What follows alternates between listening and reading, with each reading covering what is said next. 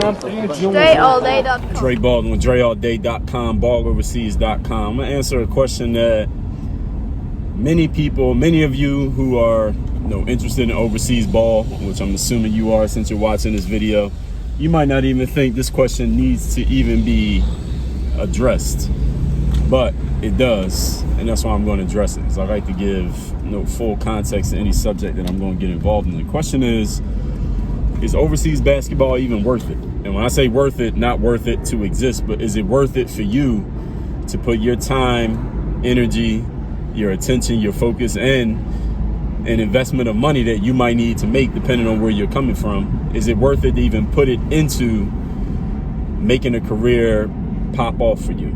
That's a question I want to address here in this video. Now, personally, of course, I'm going to say yes, it was worth it for me, because I did it. If I hadn't done it, then, if it wasn't worth it, then I would not have invested my time and money and all that into it in the first place. But you got to make this decision for yourself. And the reason why I'm bringing this up is because I know people who I remember I was talking to a dude at an overseas camp. This is years ago, in the middle of my career. And he had a business back home. I talked about this actually in a video I did in 2013. But he had a business back home that he ran with I think it was like his uncle. Him and his uncle had a business together. And he went to an overseas camp and he played okay. And he had some potential offers on the table. And he had to look at those offers. And I remember he was talking to me and he was like, yo, Dre, I'm probably not going to take these offers. I'm going to go back home and keep running my business. Because this guy at the time, he had his company, but he was also married and he also had 2 kids. And he was like, all right, this team overseas is going to offer me X, whatever they were offering him. But he was like, yo, I make a lot more money than that running my business back at the crib. And if I was to take this deal and go play overseas and take this money that they're offering me, I can't pay my bills and take care of my family the way that they're used to with this amount of money that they're going to be giving me. So this just isn't going to work for me. Like, he couldn't take the deal based on the life that he was already living and the family that he was going to have to support. So he ended up turning that deal down. And there are other people out there. I remember once I was playing with a dude, I'm not even going to say where I was, but it was in a certain country, and he was out there on a trial deal, basically. And he could have either stayed there or he could have left, but he had opportunities to stay. But he was telling me, like, yo, Dre, I'm probably gonna go back home. I'm gonna turn down this opportunity out here. And I was asking him, like, why would you turn this down? Like, you came out here to hoop. They like you because they liked him. He was playing pretty good. He was a point guard. He was playing pretty good. They were offering him an opportunity to stay. They were gonna pay him, put him up in the crib, give him food, all of that. But he was like, yo, Dre, I'm gonna turn this deal down. And I said, why you gonna turn the deal down? And the reason why I won't tell y'all where I was at and who this dude was and all that, because he started telling me a little bit about his background and that he was in the streets. And he was like, yo, I'm used to living a certain level. I'm used to living a certain lifestyle. And for him, it wasn't ball is life. Like, some of y'all is on this ball is life mindset, and I get it because I was in that mindset. Ball was life to me. Like, if it meant making less money playing ball than I would have made at a regular 9 to 5, I would have took it, because the main thing for me was I just need to get a deal, at least when I was starting my career. It eventually got to a point where I wasn't in that mindset anymore. I'm like, yo, they gotta come up off that money. If they want me to do something, they gotta come up off the right kind of bread. But this guy, he was like, yo, Dre, I'm used to living a certain type of lifestyle from what I do back home, and what they offer me over here, this ain't gonna cut it. So I'm gonna end up going back home. And that's exactly what that dude did. He went back home, and I ain't seen him since. Hopefully he's all right. Hopefully he still, has his freedom. But the whole point is, some of you think, because I know a lot of y'all are basketball junkies, kind of how I was, and basically every day is you just focused on, what do I need to do to get on that court and get my opportunity, get seen, get known, get paid playing basketball. And maybe all the people that you associate with, maybe they think the exact same way. But when you got a lot of experience dealing with a lot of different type of ball players, a lot of different levels like I do, you start to come across different people who have different perspectives on ball. They love basketball and they're good at it, good enough that the team would even want to pay them, but they got other circumstances going on in their lives where they're like, yo, it ain't just about, I just want a deal, give me a deal, any opportunity. It ain't like that for them. Some of them is like, yo, I got to make a certain amount of money, or otherwise this ain't worth it for me. So what I want all of you to really think about is looking at whatever opportunities you might get. And if you didn't see my interview where I talked to Brad Candace, who runs Euro Pro Basket, you don't know what Euro Pro Basket is, look up the video. Just look up the name Brad Candace, starts with a K, spell it how it sounds, and y'all know my name. Look up that video. Listen to the whole interview. It's over 2 hours long. Listen to everything he says, because he gets into financials. He talks about numbers and all of that.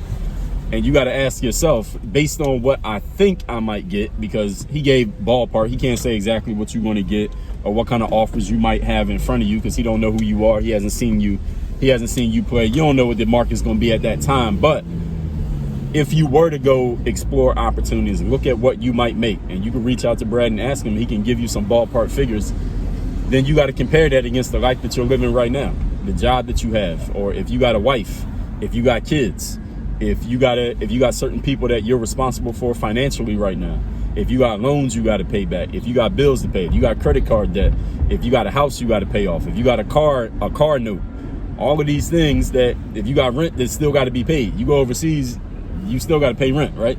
All those things, you need to put all that into a mental spreadsheet, so to speak, and ask yourself, is it worth it? Is it worth it for me to just live out this hoop dream that I got, where it might mean taking a little bit of a haircut financially right now, where my girl or my wife or my husband or my boyfriend, because I know it's female players who want to play overseas as well, would it be worth it for me to take a little bit of a cut right now just so I can do what I want to do out there on that court? And again, you got to get the information. You got to look at where you are, where you're coming from, what your background is, your resume, and against what the market is, wherever it is you're trying to play, whoever you're dealing with. If you have an agent who can give you this information, if you know somebody like Brad who can hook you up with or give you at least some general information on what you might be able to do based on where you're coming from and the type of player you are, your background and all that. This is something that a lot of players have asked me over the years. Now, again, some of you who are watching this, you're like, Dre, it don't even matter to me. I'm taking any deal. I'll go anywhere. It don't matter how much money it is. I just want to hoop. I get it. So for those of y'all who are in that position, this video was not for you. This video is for those of you those of y'all who are older, because I know sometimes I get people who come to me. They're like, yo, I'm 29, Dre. I got kids. I got a family. I'm married. I've been working full time for the last 6 years. I just came out the military. I just finished college, whatever you was doing all those years after high school. And I'm thinking about taking that shot to go overseas. I just want to see if I can do it.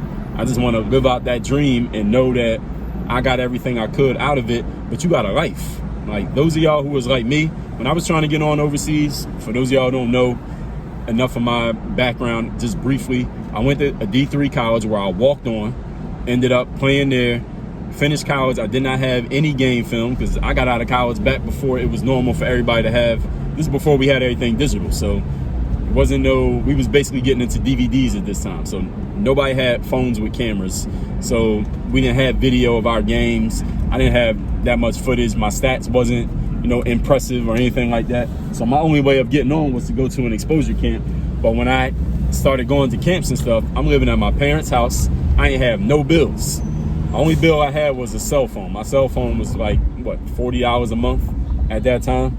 And you barely even had data plans at that time. So that was the only bill I had. I had a little car, the insurance. I had some cheap ass $99 a month insurance for that. You could just cancel the insurance because you're not driving the car, then pick it back up when you come home. That's the way it was at that time. So I had no bills living at my parents' house. Didn't owe nobody nothing. No credit card debt. I didn't have no credit. So I could afford to take a deal that it didn't matter how much money it was, because I wasn't comparing it against anything. I didn't have kids. I was not married. Wasn't even in a relationship. So I didn't have to think, all right, this has to cover this, and this. Every dollar I made was basically going in my pocket for me to do whatever I wanted to do with it. So if you're in that situation, again, this video wasn't for you. So all y'all who have a life, and when I say have a life, what I mean is family, kids, people that you're financially responsible for, you got to consider this.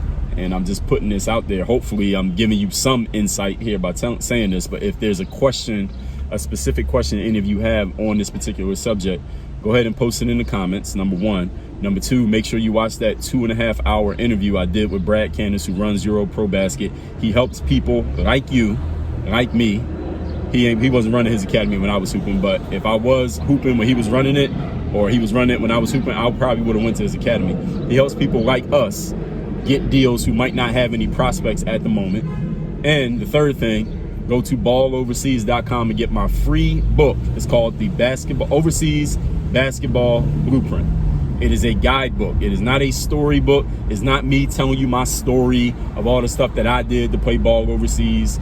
It's not about my guts and glory hooping, because I didn't really care to write that type of book, at least then. Maybe I will in the future, but I wrote the Overseas Basketball Blueprint as a guidebook to help you understand everything that you need to understand and tell you all the things that you need to do, the steps you must take to actually have and start a professional career in the basketball world. So if you're interested in that, the book is free.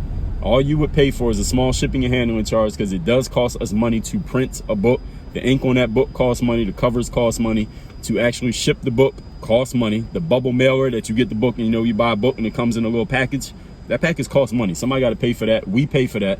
All you're going to do is take care of the shipping and handling charge. The book is free. I could charge $50 for that book. That book was on Amazon for $50, and people were buying it because you know what it's worth. I mean, how much money you expect to make playing ball overseas? The link is down there in the description. The link again is balloverseas.com. You can easily remember that. Just go there right now. balloverseas.com. Get the free book. I'll ship it to you. Doesn't matter where you live, anywhere in the world. That is the guidebook that tells you what you need to do to play ball overseas. And if you have any questions that I have not addressed, I probably have addressed them, but just go ahead and post it in the comments. And if I've already addressed it, I'll tell you there's a video, or I'll tell you there's an article. I'll tell you where to go get it. Work on your game. Dre all day, balloverseas.com.